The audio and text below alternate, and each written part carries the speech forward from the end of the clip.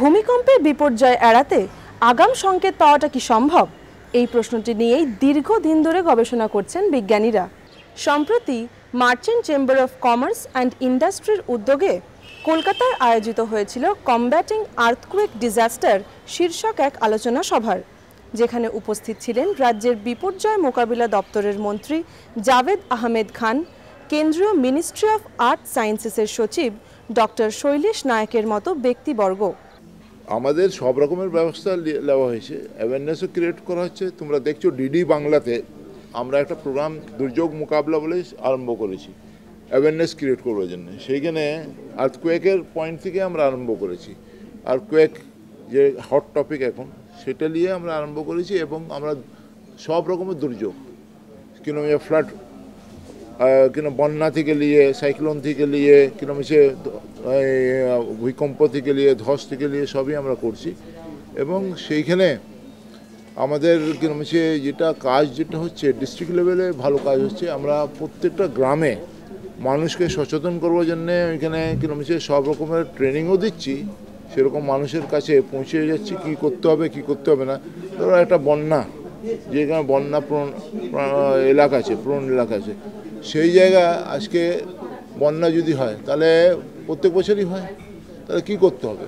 তাহলে তাদের বলা হয় কি কিরকম হচ্ছে তোমাদের আগে যেটা ইম্পর্ট্যান্ট ডকুমেন্টস আছে, কাগজপত্র আছে, গয়না আছে, সেটা আলাদা করে তুলে অন্য জায়গায় রেখে দাও না, বেঁধে রাখো।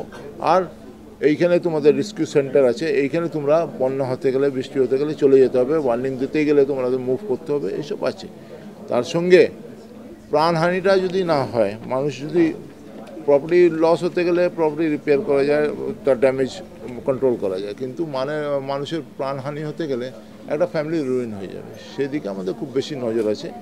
এবং আপনারা দেখছেন যতই দুর্যোগ হচ্ছে পশ্চিমবঙ্গতে, আজকে রেসপন্স আমাদের গভর্নমেন্টটা খুব ফাস্ট, রেসপন্স টাইমটা খুব short.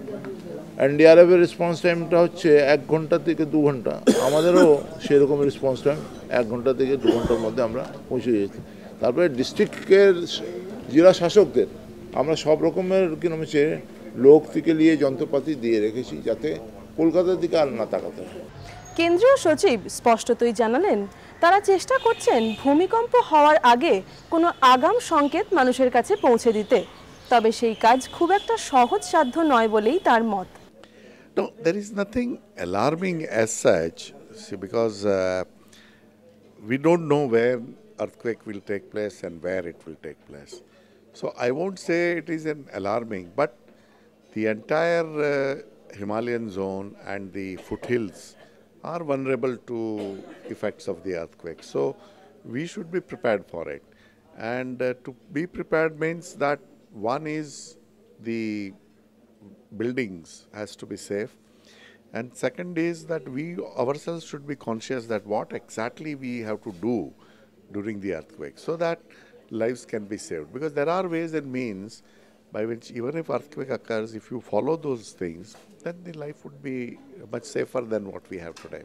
So we try to educate some of the school children in one of the programs, because they are the best, because they will tell to parents, and so that is what we have been doing. But that's not enough, because everybody has to join to bring awareness, because we can't do for the entire country as a whole.